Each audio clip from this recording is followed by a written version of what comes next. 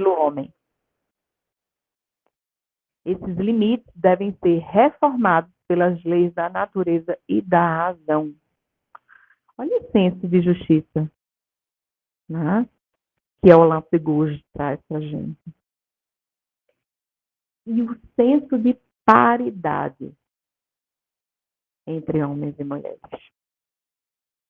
Mas ela vai além, tá? Além dos direitos das mulheres, né, que precisariam ter direitos iguais aos dos homens, ela também expressou, tá? Ela pôde expressar o que se tornaria, né, no futuro uma discussão muito famosa, por prever o futuro da própria, né? Ela traçou o futuro da sua própria autoria. Ela foi a mulher, né, que efetivamente traçou o seu próprio destino. Vejam bem, um aspecto curioso que entrelaça, né, com o direito das famílias, doutora Liliana, é que a Olympe de Gouges, ela trouxe um artigo em que ela simplesmente dizia que toda cidadã poderia dizer livremente: sou mãe de um filho que lhe pertence, e indicar a autoria para o homem, né? Sem que um preconceito brutal a force a dissimular a verdade. Isto porque, quando a gente vai buscar, né, as referências, né, de onde a Olympe nasceu, no seu registro constou que ela seria filha de um açougueiro, quando na realidade ela sempre soube, tá, que ela era filha, na realidade, do Marquês, né, de Ponguian, certo? Magistrado, escritor, que havia sido amigo da sua mãe. Então, assim, ela lutou também, né, pelo direito das mulheres a terem o reconhecimento dos filhos que eram tidos como bastardos, né? A lutar pelo reconhecimento do direito dos filhos como sendo tratados como iguais, independente de serem advindos ou não do casamento. Ela rompe com qualquer preceito da sociedade e ela defende o divórcio. Então, imaginem vocês, né, que em 1700 uma mulher estava ali defendendo o divórcio. Né? Então, ela não só repudiava casamento, como ela se permitia uma liberdade que não estava ao alcance das mulheres da época. Certo? Ela também, né, ela criticou de forma muito veemente a escravatura. Então, ela foi uma abolicionista, né? Ao contrário de muitos. Ela escreveu, inclusive, uma obra teatral, tá? Sobre igualdade racial, que dava voz às pessoas escravizadas. Então, assim, essa mulher, gente, ela deu ouvido, né, às minorias, certo?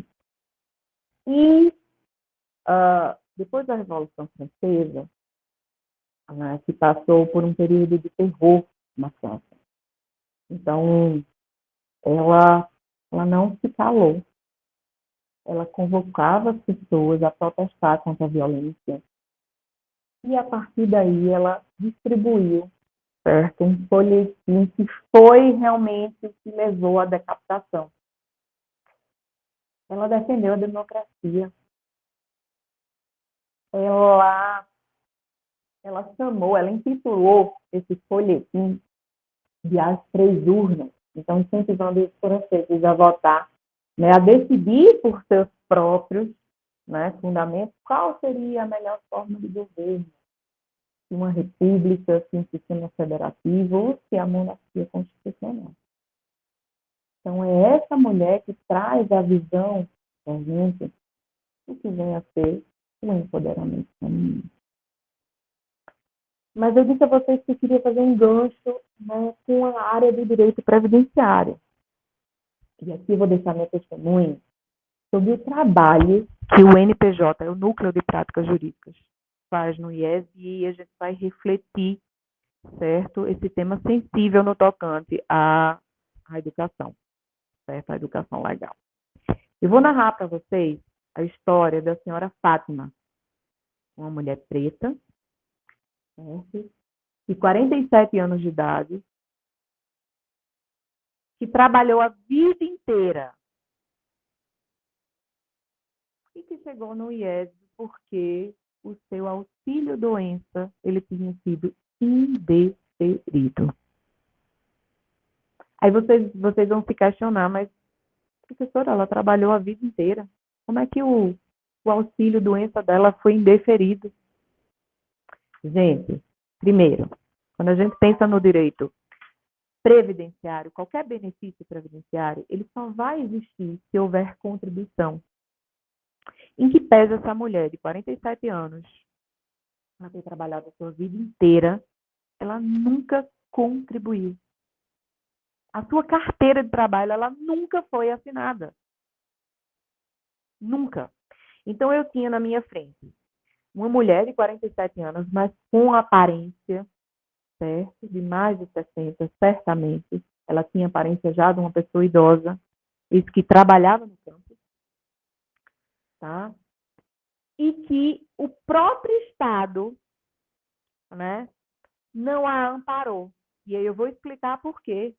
Essa mulher, ao procurar o INSS, para que ela pudesse ter, né, o seu auxílio doença deferido, porque ela já estava com os 2 rins paralisados fazendo hemodiálise 3 vezes por semana. Tá? O próprio serviço social foi ineficiente. Ela não foi encaminhada para o serviço social do órgão, que posteriormente, inclusive, foi extinto. Tá?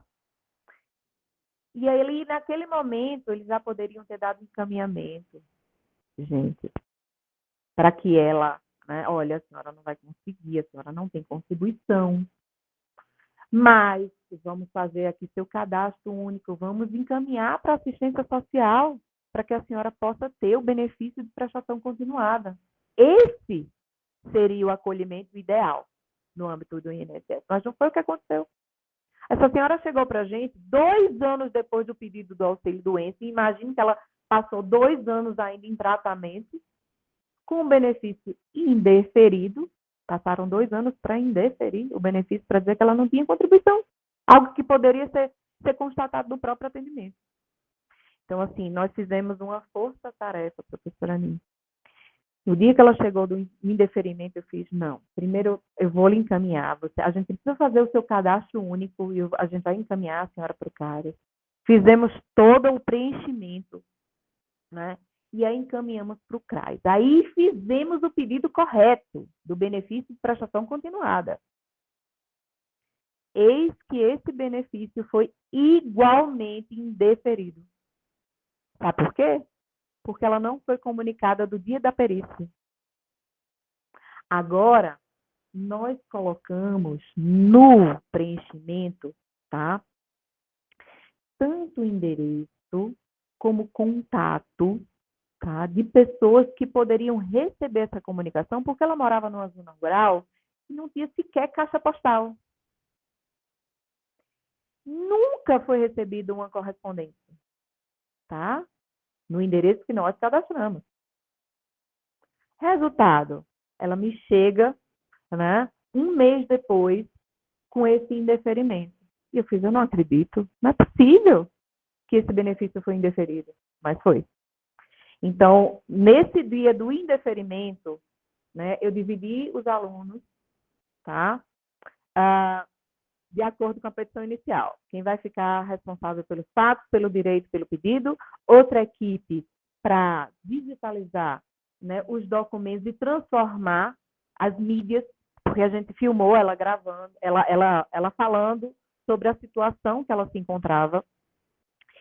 E eu e o professor Marcelo, nós ficamos até mais tarde no IES. Nós saímos, eram mais de 11 horas da noite, para protocolar aquela pessoa naquele mesmo dia do atendimento. E isso comoveu muito os alunos. Eu não sei se a Elaine está aqui, eu vi que ela tinha entrado na live, eu não sei se ela se encontra, mas foi a turma da doutora Elaine, certo? E, uma aluna nossa, que hoje é uma brilhante advogada, né, doutora Janaína? Exatamente, que eu tenho muito orgulho de ser colega dela de trabalho, né, porque eu vi a formação da Elaine desde a vida acadêmica até hoje. Né? Ela se encontra assim, viu, professora Ani? E ela pode narrar.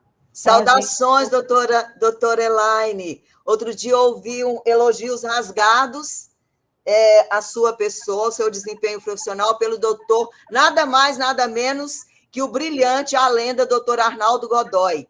E estava falando do seu brilhantismo num PAD. Parabéns. Seja muito bem-vinda de volta à nossa casa. Desculpa, doutora Elaine. Não, de forma alguma. Então, assim, e para vocês entenderem o que foi o caso da senhora Fátima, a gente teve que percorrer uma via cruz, porque a gente protocolou esse processo, certo? Mais de 11 horas da noite. No dia seguinte, nós estávamos despachando no gabinete do juiz, eu pude levar toda a turma participou do despacho, e eles viram como foi difícil, porque, assim, até as 2 horas da tarde, o processo ainda não tinha chegado no gabinete, mas o juiz estava presente e a gente precisava que o processo ele realmente fosse concluído. A secretaria se mobilizou, né? Fez, não, doutora, assim que chegar, eu faço a conclusão para a senhora poder despachar com seus alunos. E nós despachamos esse processo com o juiz da 14ª Vara Federal. E a primeira pergunta que ele fez foi, por que esse processo está aqui? Aí a gente se entreolhou, ele fez, não, porque eu não costumo julgar BPC, o benefício da prestação continuada. A gente fez, porque o valor da causa, né, fez com que esse processo ele fosse distribuído para uma das varas federais, né? Ultrapassa o teto de juizado. Mas por que ultrapassa o teto de juizado? Porque essa senhora ficou 2 anos para receber uma resposta e o Estado foi ineficiente e a gente pediu uma indenização por dano moral. Ah, mas essa indenização está muito além do valor que a gente arbitra. Nessa hora eu senti já resistência, né, para a concessão do benefício por meio da tutela de urgência. E passou quase 2 semanas para poder despachar esse pedido de tutela, e ele não concedeu o benefício e declinou a competência para o juizado especial. Mais 2 semanas, na época o juizado especial também não era ainda PJE. Então, mais 2 semanas para que o processo chegasse na vara do juizado especial federal. E os alunos acompanharam. Né? Doutora Janaína, a gente vai ter que, podia já caminhar, porque Vou concluir, professora Ani. Então, fomos despachar, né, no juizado especial, e eu com muito receio que a juíza, ela, né, suscitasse conflito de competência, mas eis que uma mulher, né, lavou a alma de todos os alunos que participaram dessa jornada, concedeu o benefício por meio de tutela, que é algo inédito, é muito difícil a gente conseguir um benefício previdenciário por meio de tutela de urgência, mas ela concedeu e suscitou o conflito. Certo? E sabem qual foi a primeira coisa que a senhora Fátima fez quando recebeu a primeira parcela do benefício? Ela colocou energia na casa dela. Ela não tinha energia elétrica. Então, fica aqui a reflexão. Se essa mulher ela tivesse tido acesso à educação, a história dela poderia ter sido muito diferente. Tá? E com isso, professora Ani, agradeço mais uma vez a oportunidade E passo a palavra para a senhora. Muito obrigada, doutora Janaína. Uma exposição, né, que reflete, portanto, a importância da educação legal. Eu vou, sem maiores comentários, passo, então, a palavra à advogada e professora, doutora Mara Carini, para que, então, inicie a sua exposição. Por favor, doutora Mara. Obrigada, professora Ani. Obrigada, primeiramente, pelo convite. É uma grande satisfação estar aqui nessa casa, que também me acolhe já há tanto tempo, falando de um tema tão caro para a nossa sociedade, não apenas para nós mulheres, porque essa não é uma luta apenas das mulheres, né? Essa deve ser uma luta social, uma luta de todos nós, para a criação de uma nova sociedade, uma cidadania efetivamente acolhedora, participativa e inclusiva. Falo agora da exposição da professora Janaína, que eu estava no núcleo nessa época, eu lembro da mobilização dos alunos. O núcleo, núcleo de prática jurídica, ele tem esse poder de fazer com que tudo aquilo que os alunos veem, né, teoricamente, nas demais disciplinas, todo aquele conhecimento ele se junte e mais, que ele seja vivenciado com a comunidade, que é assim que o direito é. O direito ele deve ser vivenciado, ele deve ser compartilhado. Né? Lembro muito, professor, e me emocionei de relembrar sua exposição a respeito desse fato. E não é à toa que foi uma mulher que concedeu, né? Porque nós mulheres carregamos diversos papéis sociais historicamente construídos, né? E um deles é o da mãe, né? O da líder, né? Familiar de muitos lares, são mulheres que são líderes, então não foi à toa que uma juíza concedeu. Vou explanar essa rede de apoio que é necessária, que tanto faltou à senhora Fátima nesse momento e falta, né, a todas as mulheres, mas como essa rede de apoio ela foi pensada e construída especificamente aqui no DF, mas ela sempre foi planejada nacionalmente. E essa rede de apoio, ela surgiu, né, rede de apoio que eu digo institucional, estatal e vinda da sociedade civil, ela surgiu primeiramente em razão, né, de um dos maiores problemas que a mulher enfrenta, que é a violência. Né? E a gente se pergunta, né, vendo aí os noticiários, por que aumentou a violência contra a mulher? Essa não é uma pergunta retórica e não possui uma resposta simples. Há quem diga que essa violência ela não aumentou, ela simplesmente está deixando de ser invisível, ela passou a ser visibilizada. Eu queria aqui rapidamente mostrar que foi lançado, foi publicado o mapa da violência contra a mulher no Brasil, que ele é um documento feito, uma pesquisa feita a partir de dados públicos pelo Datafolha. Está um pouco pequenininho aí, eu vou aumentar aqui para melhorar, mas eu posso disponibilizar aqui no chat o link para vocês terem acesso a esse dado. Aqui, como principal tipo de violência, nós temos a violência física, né? Que ela, na verdade, não reduziu. A partir do ano de 2009, que passou a ser demonstrada com 74%, ela, no ano passado, 2023, olha, bem recente, está com 77%, né, de casos de violência física, dentre as violências domésticas. Vamos falar um pouquinho sobre isso. Mas se nós observarmos aqui, e isso me chamou muita atenção, o que está em disparada, que é esse rosinha aqui mais claro, é a violência psicológica. A violência psicológica, ela recentemente passou a ser mais visibilizada, né? A violência física, ela assusta os nossos olhos, mas a psicológica a gente demora um pouco para sentir, para perceber, sobretudo a vítima que vivencia, que a vivencia. E aqui, equiparada à violência física, nós temos a violência moral, que segue essa mesma linha da violência psicológica, né? Então, violência psicológica, violência moral, elas estão ali, né, no topo do tipo de das espécies de violência doméstica praticadas contra a mulher. E é interessante notar que, na realidade, essas violências, muitas das vezes, elas não estão dissociadas, né? Elas estão simultaneamente presentes. Aqui nós temos outros tipos de violência, como a sexual e a patrimonial. A patrimonial também, ela recentemente é que vem sendo discutida e acompanhada pelos órgãos que trata da violência contra a mulher. Bom, então, voltando à nossa pergunta, por que essa violência aumentou ou ela não aumentou?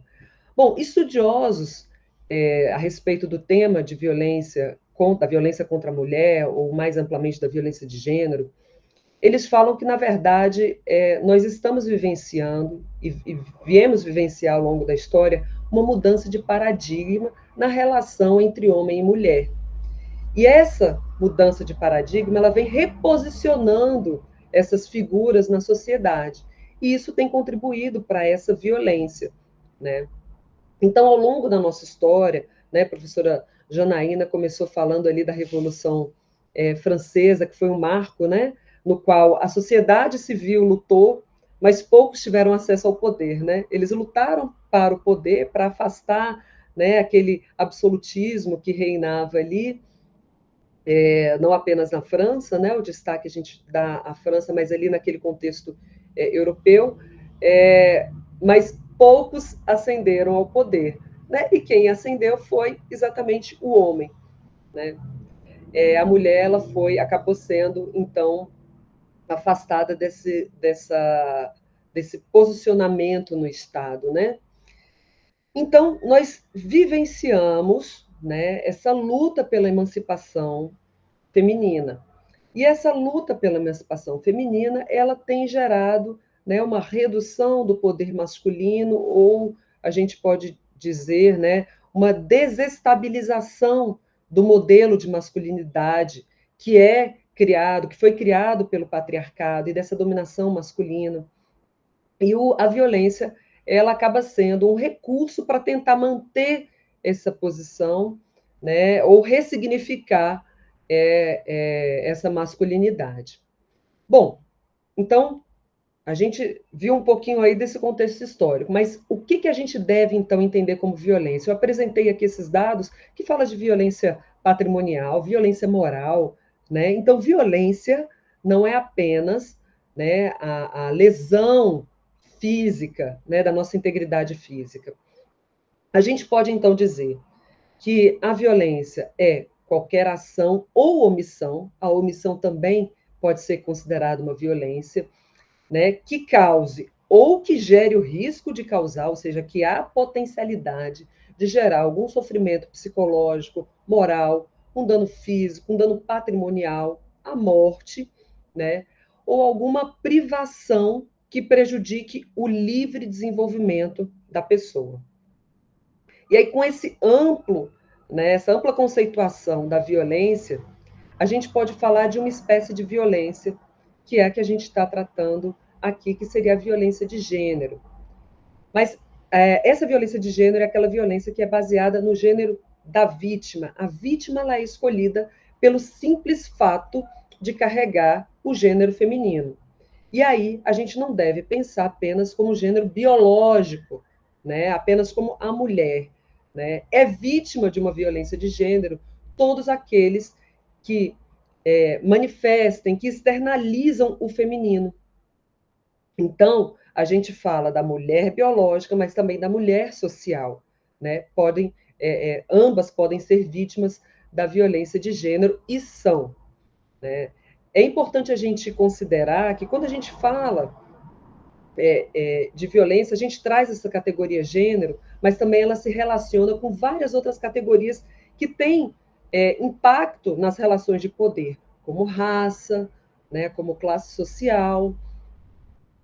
A professora Janaína falou que a senhora Fátima ela era uma mulher, né, negra, Então, esses aspectos eles precisam ser observados sempre em conjunto. Bom,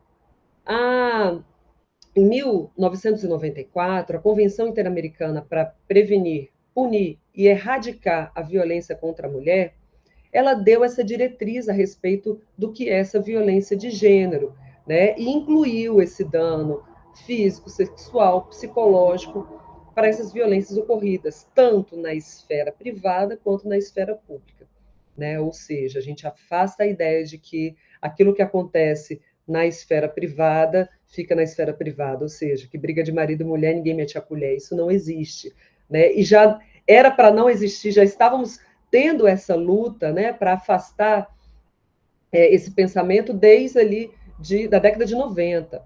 O Brasil ele promulgou essa convenção, aqui é conhecida como Convenção de Belém do Pará, em 1996. Bom, então essa violência de gênero, ela tem como base o patriarcado. E aqui eu me pego da socióloga, professora Eleiete Safiotti, que é também uma feminista, uma referência nessa luta, né, da emancipação feminina, que ela fala exatamente isso, que essa violência de gênero ela tem como base o patriarcado, né? Que o patriarcado é essa ideologia que cria uma diferenciação entre homem e mulher e uma hierarquização entre eles, colocando o homem numa posição de superioridade frente à mulher. Isso forma os indivíduos, isso forma, constitui a sociedade, né?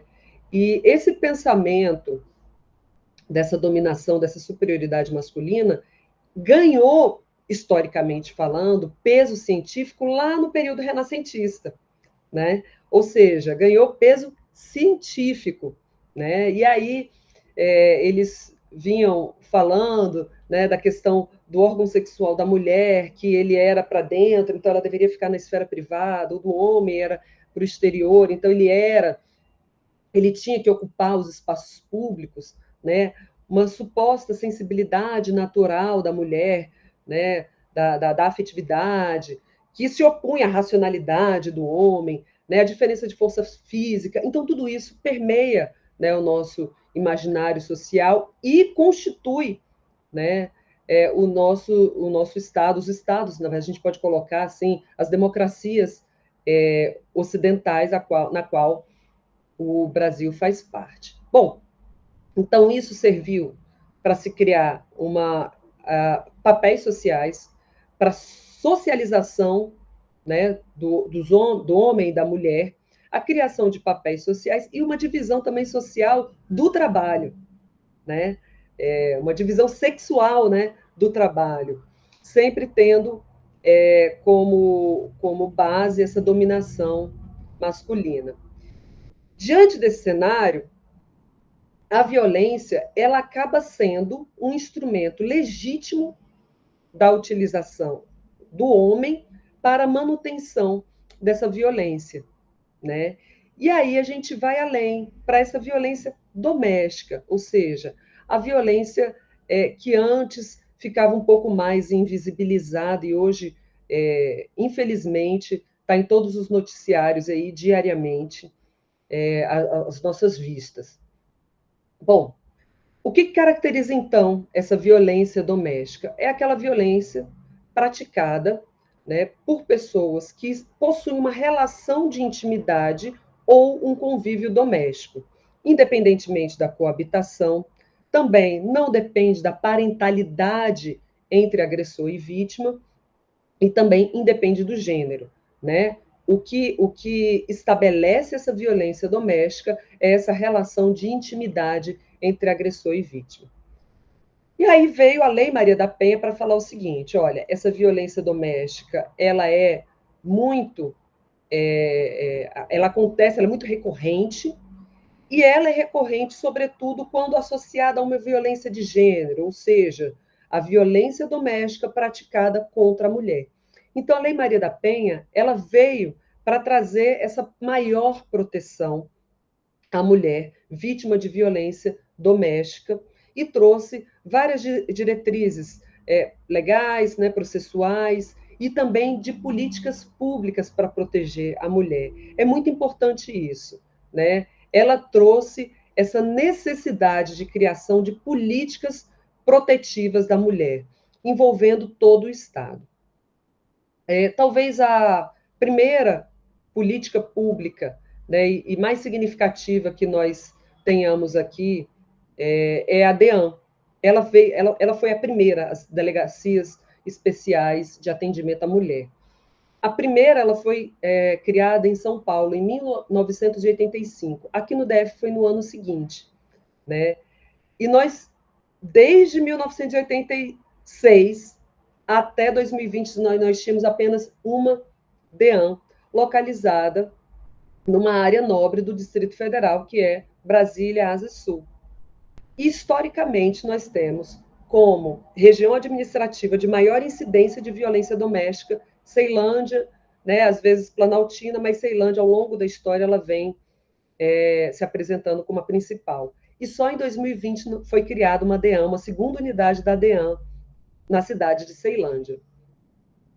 Outros documentos normativos que favoreceram essa proteção à mulher é a necessidade, é a obrigatoriedade de uma notificação vinda da rede pública de saúde, bem melhor, da rede de saúde, seja pública ou privada, né, que houvesse uma notificação da existência de violência doméstica. E aí não só violência doméstica contra a mulher, mas de violência doméstica. Né? Posteriormente, essa notificação ela passou a ser compulsória, ou seja, obrigatória, o que significa dizer que todos os médicos e estabelecimentos de saúde, públicos ou privados, eles têm a obrigação de comunicar, e essa comunicação é feita num sistema que ele é integrado nacionalmente, né, controlado pelo Ministério da Saúde, notificar a existência de violência contra a mulher.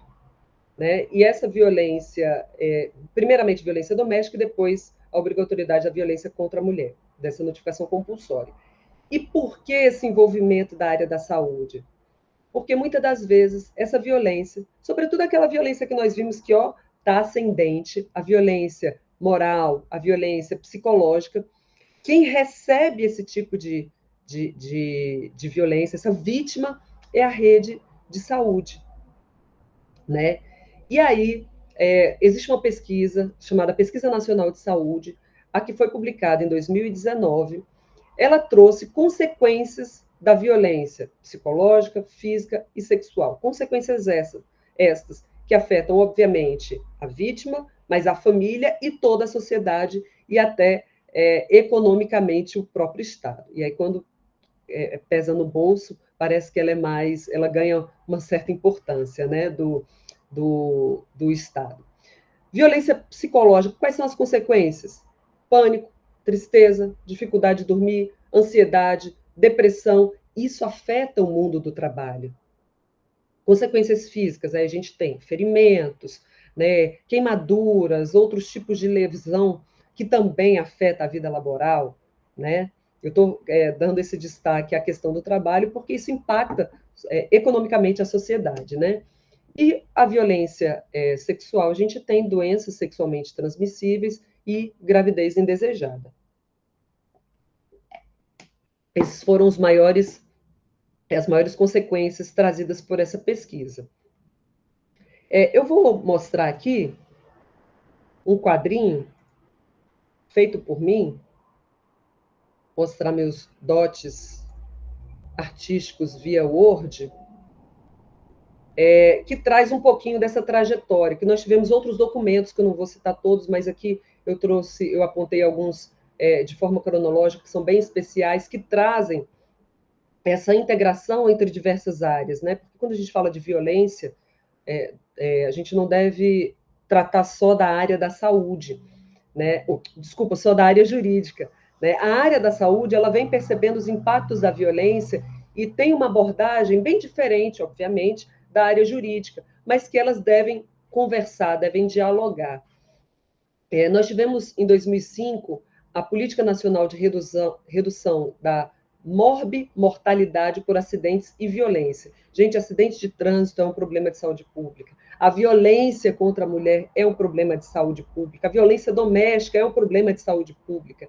E aí essa política disse mais, ela disse o seguinte, que é preciso que haja uma abordagem multidisciplinar, trans e intersetorial, envolvendo todos os entes estatais e a sociedade civil, né?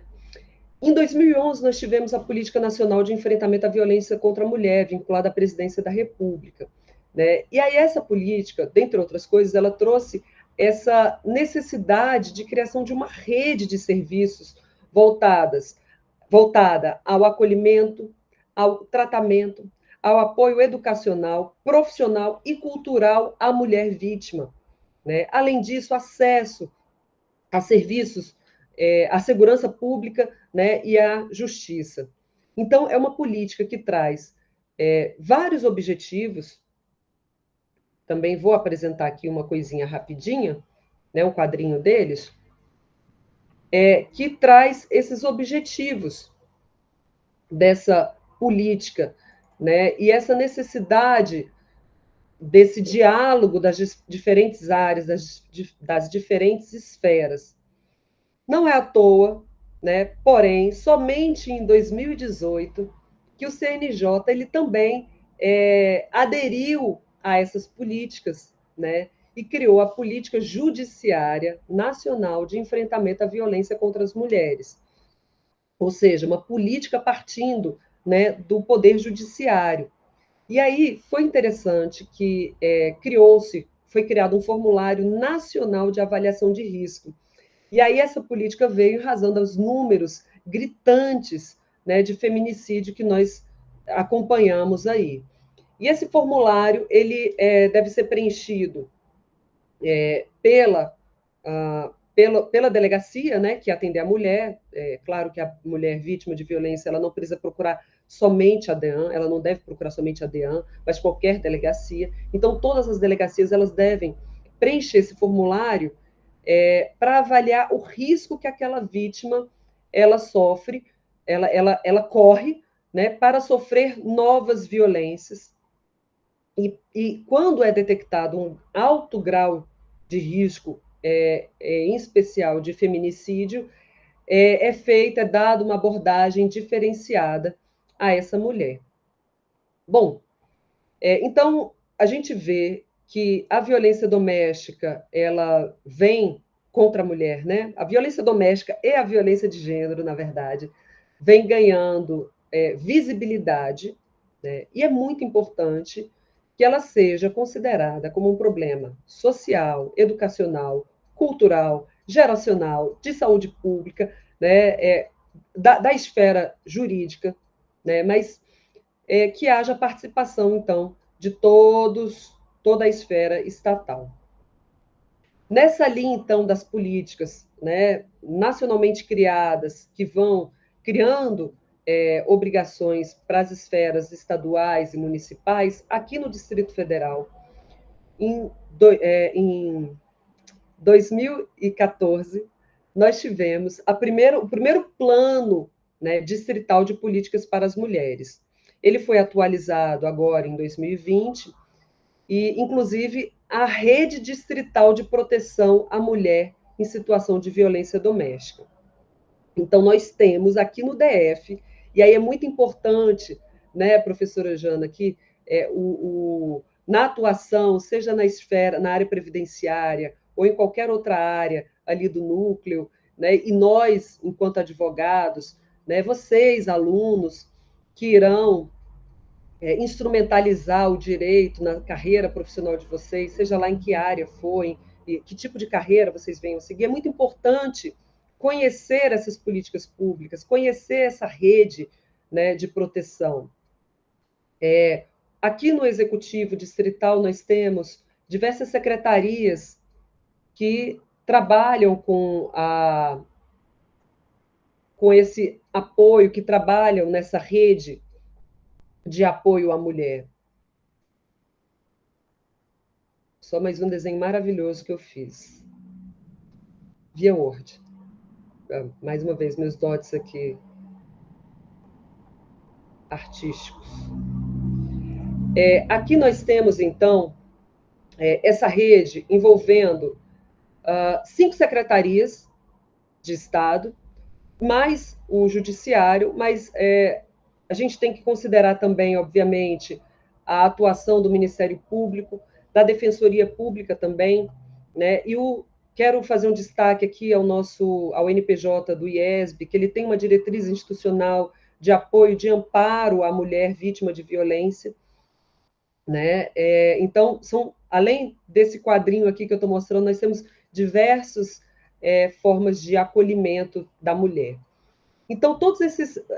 aqui, nesse quadrinho, só para mostrar para vocês, estão as secretarias, Secretaria de Justiça e Cidadania, Secretaria da Mulher, que encabeça, que coordena essa rede, Secretaria de Desenvolvimento Social, Secretaria de Segurança Pública, aqui Secretaria de Saúde e o TJ.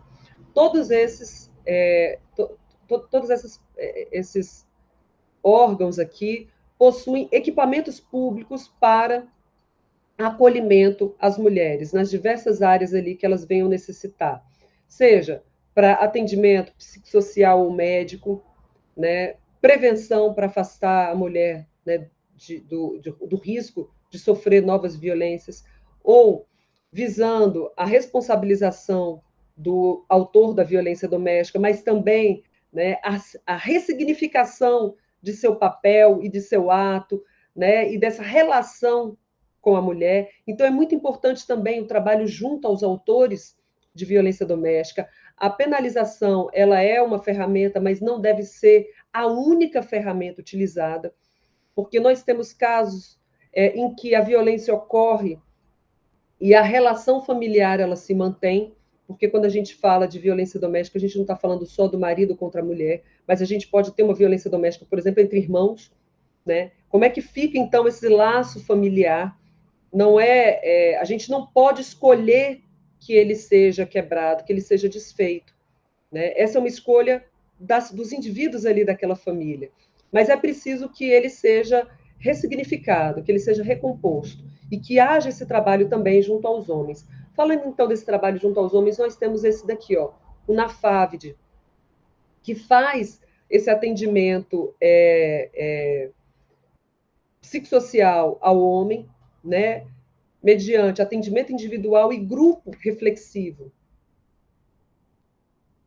Aqui no DF, nós não temos apenas o NAFAVD fazendo isso, né? A própria Defensoria Pública também começou a elaborar esses grupos, e nós temos outras aí entidades. Mas aqui ganha destaque o NAFAVD porque ele foi o primeiro, e ele, inclusive, ele é anterior à criação dessa rede, ou seja, o trabalho junto aos homens agressores, na tentativa de desconstruir, vou falar aqui um termo que também hoje é muito utilizado, né? Essa masculinidade tóxica, né? Ressignificar as relações entre homem e mulher, os papéis sociais. E aí uma outra atribuição dessa rede é também o empoderamento feminino, o empoderamento da mulher, né? Para que ela também passe por essa reflexão, mas ela também consiga ter acesso a formas de se desvencilhar dessa violência, seja por meio do trabalho, da profissionalização, da educação, né? Seja por meio, seja conseguindo benefícios sociais aos quais ela tem direito. Vou falar um pouquinho, ainda tem um tempinho, professora? Vou falar um pouquinho, então, de cada um desses serviços. Vou começar por um que me encanta muito, que foi o que, assim, primeiro fez meus olhinhos brilhar quando eu comecei a estudar essa rede, que é o CEPAV, também conhecido como Rede Flores. O CEPAV, ele é um serviço vinculado à Secretaria de Saúde, e ele atende o público, todas as pessoas, criança, adolescente, idoso, homens, mulheres, vítimas de violência sexual, física, psicológica e violência doméstica. Ele também faz um trabalho muito interessante, que nós do direito devemos fazer uma reflexão a respeito da nossa formação eu falo da nossa formação beligerante, jurídico beligerante, né? Tudo é processo, né? Às vezes os nossos alunos aí, alguns amantes da área penal, tudo é cadeia, tudo é prisão. Não estou falando que isso não deva existir, obviamente a lei deve ser cumprida, mas a gente tem que pensar também na, na construção enquanto sociedade, e se a gente está falando de uma violência doméstica, da família, como esses laços familiares, eles ficam depois de uma violência doméstica, ou de sucessivas violências domésticas, e de um processo judicial que muitas das vezes pode ser traumático. Então, esse CEPAV, ele faz um atendimento de autores de violência sexual, sobretudo quando são adolescentes, e essa violência ela é praticada em âmbito doméstico. Vou dar aqui um exemplo. Me desculpem esse exemplo terrível, mas real. Um irmão, né, que pratica uma violência sexual contra uma irmã ou contra um irmão menor. Como fica essa família após essa violência? Sabemos de todo o trâmite jurídico-processual que necessita seguir. Mas e como fica, né, psicologicamente, emocionalmente essa família? E a gente pode citar a mãe. Como fica?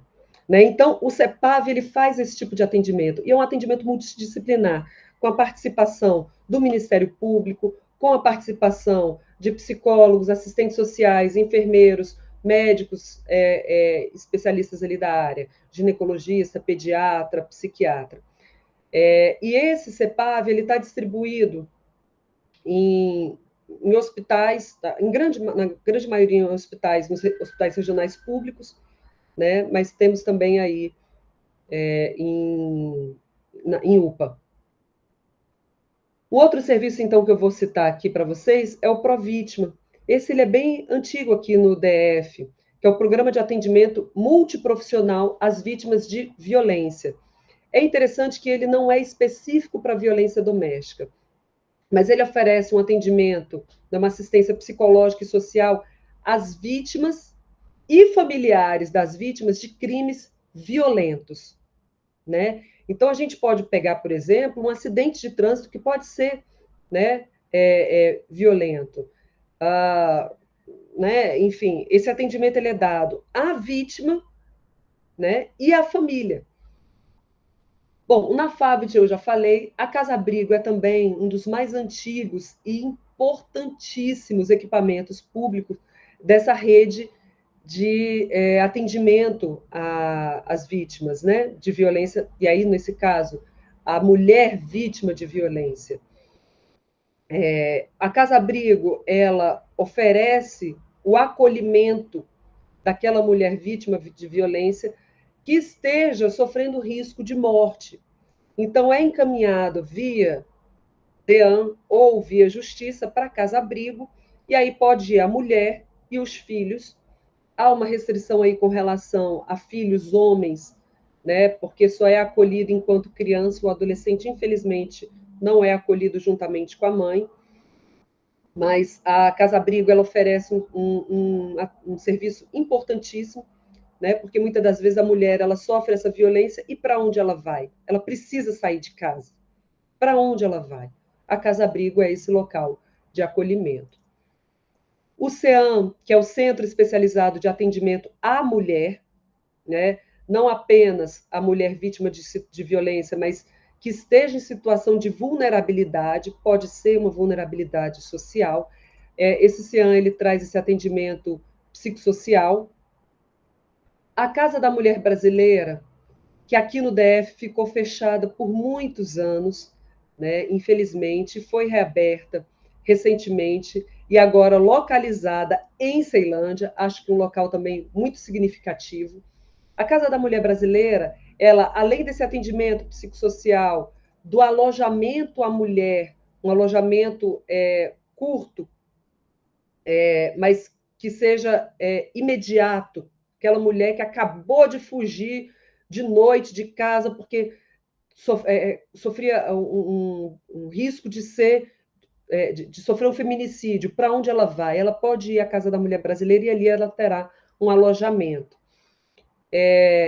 A Casa da Mulher Brasileira, ela também oferece esse atendimento, esse alojamento, atendimento psicossocial e também de assistência social. Também a profissionalização oferece cursos, né, profissionalizantes à mulher. E na Casa da Mulher Brasileira há a previsão de que haja um posto da Defensoria Pública, um posto da DEAN, um posto do Ministério Público, um posto do CREAS e CRAS, que aí eu já junto aqui, já começo a falar, CREAS e CRAS, que são centros de referência, a diferença entre um é especializado e outro é referência em assistência social, que eles trazem, eles podem conferir os benefícios assistenciais, né, previstos ali na SUAS, que é o Sistema Único de Assistência Social, né, é um sistema de âmbito nacional, e esse CREA-CRAS, ele é o local no qual as pessoas, famílias e pessoas em situação de vulnerabilidade, eles podem buscar um benefício social previsto em lei. Então, a Casa da Mulher Brasileira é interessante por isso, porque ela tem essa ideia de reunir nela todos esses serviços. Ainda está engateando para esse atendimento pessoal presencial, aliás, de alguns desses serviços, mas é um equipamento público muito interessante. Vou falar aqui do PROVID, que é o policiamento de prevenção orientado à violência doméstica. Olha que interessante. Ele pertence à Secretaria de Segurança Pública. Por quê? Porque são feitas patrulhas, né, visitas preventivas por policiais militares, que são treinados para esse conhecimento acerca da violência doméstica, da violência de gênero, e eles fazem essa visita à residência da vítima, não planejada muitas das vezes, né, mas para verificar como está, para ter uma conversa, para dar uma orientação, e também fazem uma visita não planejada à residência dos autores de violência doméstica, né? E aí a gente pode ver um papel da nossa polícia militar não apenas repressivo, né? Porque ele pode fazer essa visita simplesmente para saber se está realmente cumprindo as medidas protetivas de urgência, né? DEAN, já falei um pouquinho dela e vou falar aqui do Viva Flor. O Viva Flor também vinculado à Secretaria de Segurança Pública, talvez vocês já tenham escutado falar um pouquinho dele aí nessas reportagens na mídia. É um aplicativo que é instalado no celular da vítima, né? Aquela vítima que está que sofreu uma violência e há um processo judicial pela Lei Maria da Penha, né? E quando essa vítima ele está também sofrendo um grande risco, né, de morte, então instalado esse aplicativo no celular da vítima e é feito, quando acionado, né, um rastreamento de onde está aquela vítima, por exemplo, se há uma medida protetiva e aquela medida está sendo descumprida, ela está vendo ali o autor da violência doméstica, né, se aproximando, ela pode acionar, é feito um rastreamento da localização em que ele está, ao mesmo tempo um acionamento da Polícia Civil e uma gravação ambiental. Qual a importância dessa gravação ambiental? Porque poderá servir se é uma aproximação desse autor, né, grava-se ali o áudio, né, a voz do que está acontecendo, e aquilo pode servir de prova no processo judicial no qual ele responde. Mas o mais importante é a preservação da integridade física dessa vítima, que a patrulha policial ali que estiver mais próxima será acionada para se deslocar até essa vítima. Por fim, o pavio, que esse é vinculado ao Tribunal de Justiça do Distrito Federal, né? E devo mencionar que ele é anterior a essa resolução do CNJ, né? O nosso tribunal ele já vinha pensando em formas, né, de reduzir, de como atuar para reduzir, né, essa violência contra a mulher e, sobretudo, o feminicídio. Esse pavio ele faz um acompanhamento das vítimas de violência doméstica que estão né, que estão ali naquele grave risco de sofrer um feminicídio ou de violências reiteradas. Então, ele faz esse acompanhamento da vítima. E muitos desses serviços, eles encaminham para outros serviços. Isso é que é uma rede, né, de atendimento. Essa rede, ela se comunica, ela se conecta, né? Não é apenas um equipamento. E isso é de extrema importância, porque evita a revitimização daquela mulher na busca de serviços, na procura, que foi aquilo, né, professora Janaína, que a nossa assistida ali do núcleo sofreu, essa revitimização, busca, e só encontra não, ou e muitas das vezes não conhece, não sabe, né? Então, o conhecimento dessa rede é muito importante, não apenas pelas vítimas, mas também por nós, né, advogados e operadores do direito, para conseguir encaminhar essas mulheres, essas vítimas, essas famílias nesse serviço que está disponível. E a sociedade civil, ela deve participar, tá? Somente assim a gente vai conseguir enfrentar eficazmente essa violência contra a mulher e, sobretudo, criar uma mudança cultural, né? Que é isso que a gente precisa, quebrar esses padrões de masculinidade e do patriarcado, né? Para efetivamente alcançarmos essa isonomia entre homens e mulheres. Bom, agradeço aqui a atenção de vocês, agradeço mais uma vez o convite, professora Ani, e passo a palavra.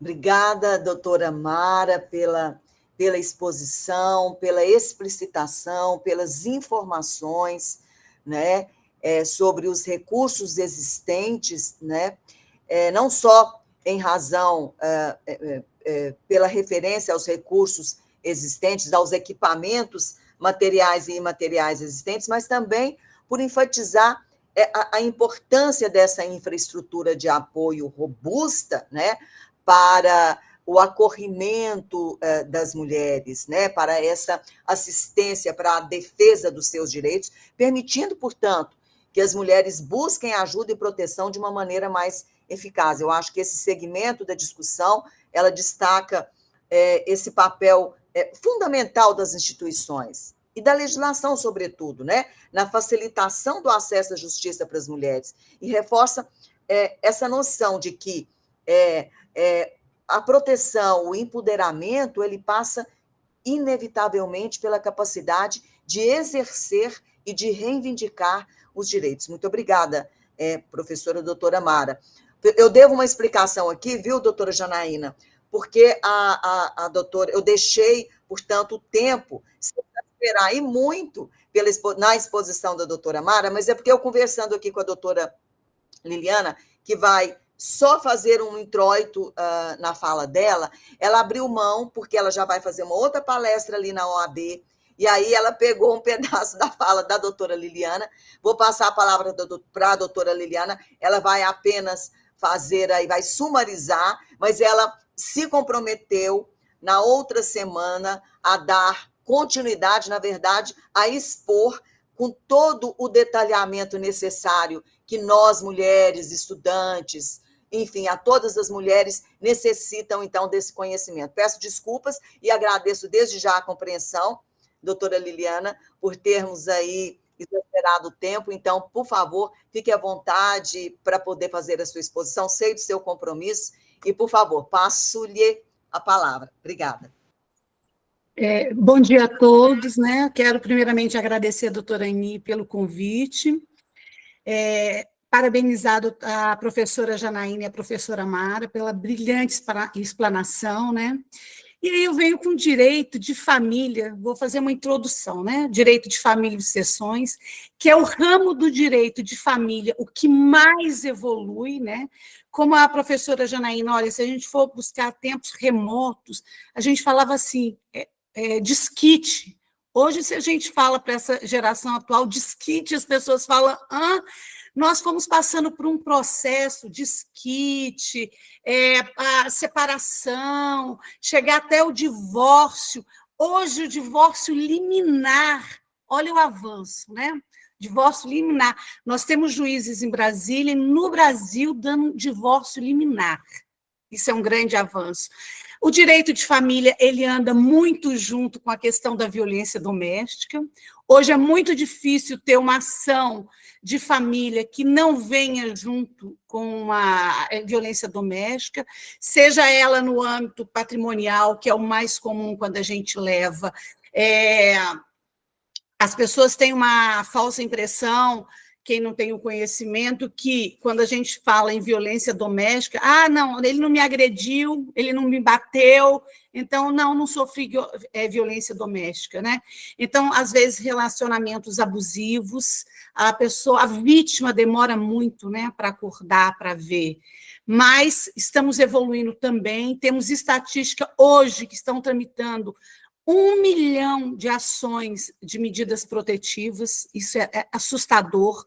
Nós temos 10 mil feminicídios, isso também é um índice alarmante, né?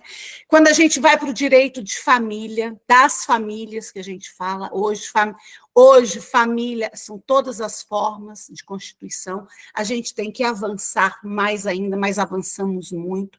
Para a gente falar em planejamento sucessório, a gente tem que falar primeiro dos regimes de casamento. A gente brinca que, olha, as pessoas quando vão casar, no religioso, elas fazem um curso na igreja, mas deveriam também ir a um advogado, né? Porque todo regime de casamento ele vai ter reflexo na parte sucessória. Então, a gente se depara muito com um cliente que chega e fala assim, eu casei com separação total, então eu estou muito tranquila, quando morrer ele não tem direito a nada. A gente fala, mas como assim, né? Um regime de casamento, ele vale para um eventual divórcio, né? Para um rompimento, ou seja, enquanto perdurar em vida, quando passa para a questão patrimonial, é outra forma. Quem disse que você casou com separação total, que o cônjuge sobrevivente não vai ser herdeiro? Então, temos que ter cuidado com isso. As pessoas confundem, olha, eu sou herdeira, eu sou meieira, as circunstâncias.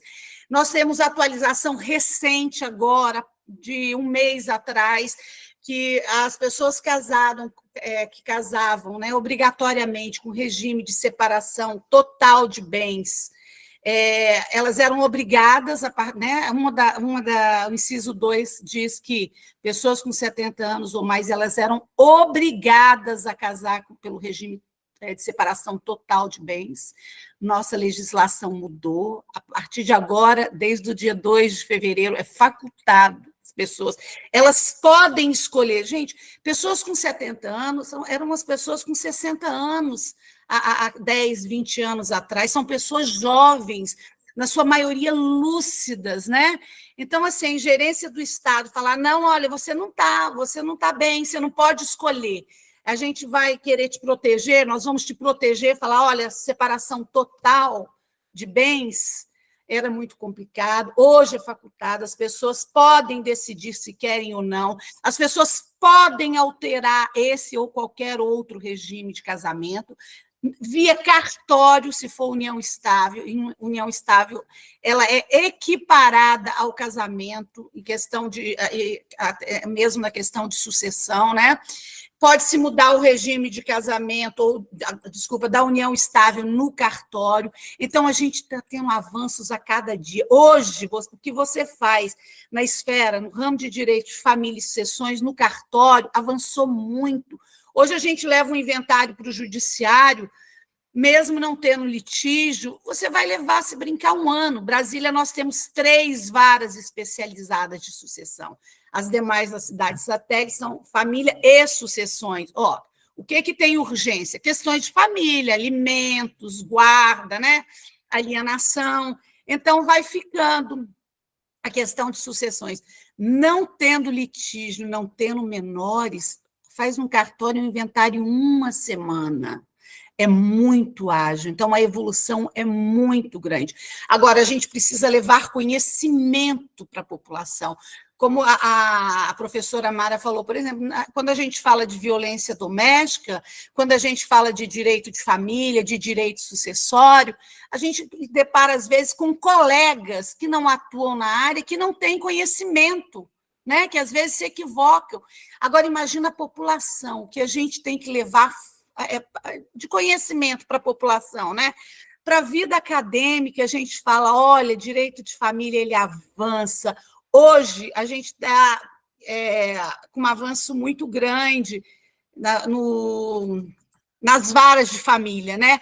Hoje nós temos a maioria da atuação juízas, promotoras e mulher atuando. Ora, mulher, hoje nós somos a maioria. Hoje nós temos 80 mil advogados inscritos na OAB, em torno de 45 mil atuando, sendo a maioria mulheres. Era uma profissão em tempos remotos, gente, você só via homem, majoritariamente. Você sentava numa mesa de debate, você sentava num plenário da OAB, uma palestra que fosse, olha, era muito raro ter uma mulher. Hoje nós temos paridade, começando pela nossa casa, pela OAB. Hoje nós temos 50% de mulheres e 50% de homens. O judiciário está caminhando para isso. Isso é avançar, e a gente precisa muito disso. O adiantado da hora, se deixar eu ia falar o restinho do dia, porque tem muito. Eu não posso entrar no direito sucessório sem falar dos regimes de casamento. Então, eu vou estar à disposição da professora Eni para a gente fazer uma live, uma palestra, o tempo que for necessário para a gente colocar cada regime, os reflexos, né, num divórcio, os reflexos numa sucessão, que é muito importante. Muito obrigada, doutora Liliana. Eu sei, já estava me falando aqui no WhatsApp, que a senhora já deveria estar saindo aí de casa. Agradeço, mas ficou o compromisso para mais 2 lives. Os alunos estão aqui dizendo, inclusive para essa apresentação ser presencial. Vamos agendar tanto no Norte quanto no Oeste. Já discuto posteriormente aí no WhatsApp. Bom, a doutora Liliana expondo as alterações legais, as suas implicações práticas, ela reforça a ideia de que os direitos das mulheres, o empoderamento, né, o título da nossa live foi esse, também se manifesta nessa capacidade de controlar e decidir sobre as suas questões patrimoniais e sucessórias. Então, esses aspectos fundamentais para a independência, não é, doutora Liliana, para a segurança das mulheres, ela é muito, se fazem muito necessárias para a defesa dos nossos direitos. Agradeço igualmente, doutora Janaína, que de uma forma tão didática lançou luzes acerca também, não é, doutora Janaína, de como o nosso núcleo de práticas jurídicas, dentro desses equipamentos, né, doutora Mara, ele vem contribuindo para a defesa dos direitos das mulheres e os seus processos reivindicatórios.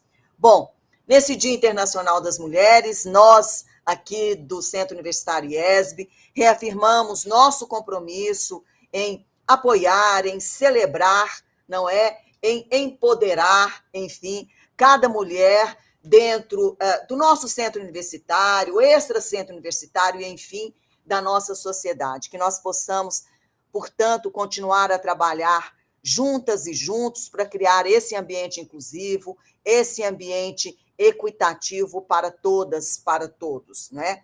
É importante dizer que esse evento não é apenas uma celebração do Dia Internacional da Mulher, mas é também, como bem disse a doutora Mara, é um chamado à ação, não é, doutora Mara?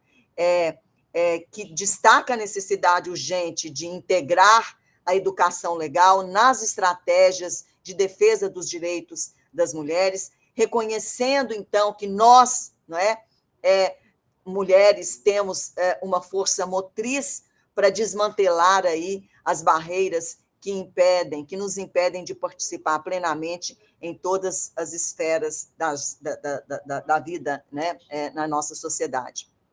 Em conjunto, doutora Janaína, a doutora Mara, a doutora Liliana, ofereceram uma visão muito compreensiva, didática e multifacetada, não é? do empoderamento da mulher através da educação legal. Esse evento, portanto, encerrando aqui, celebra os avanços conseguidos, mas também propõe, né, que seja um chamado à ação para enfrentar esses desafios remanescentes, e que não são poucos, né? E que possamos, com as nossas ações, educar e inspirar cada vez mais geração de juristas e a promover a igualdade de gênero. Encerro, portanto, agradecendo a todas, a todos que estão aqui nos assistindo e desejando um feliz Dia das Mulheres. Muito obrigada. Um abraço.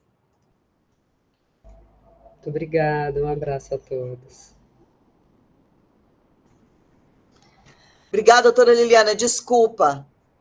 Janaína, então vamos... Olha, eu recebi muitas mensagens para a gente poder voltar, né, a esse tema. Eles gostaram muito e cada vez mais... E eles se empolgarem acerca, portanto, do que o nosso núcleo de práticas jurídicas vem fazendo, né? E, doutora Mara, vamos... Olha, eles estão pedindo palestra presencial. Vamos voltar aí para as nossas palestras presenciais, não é? Adoro. Sentindo falta. É que na live a gente consegue atingir um público maior, né? Sim, sim. E aí a gente... todos podem participar. Mas então tá bom, ó. Beijo, obrigada. Feliz Dia das Mulheres. Tchau, tchau. A todas nós. Tchau, Bom tchau. sucesso.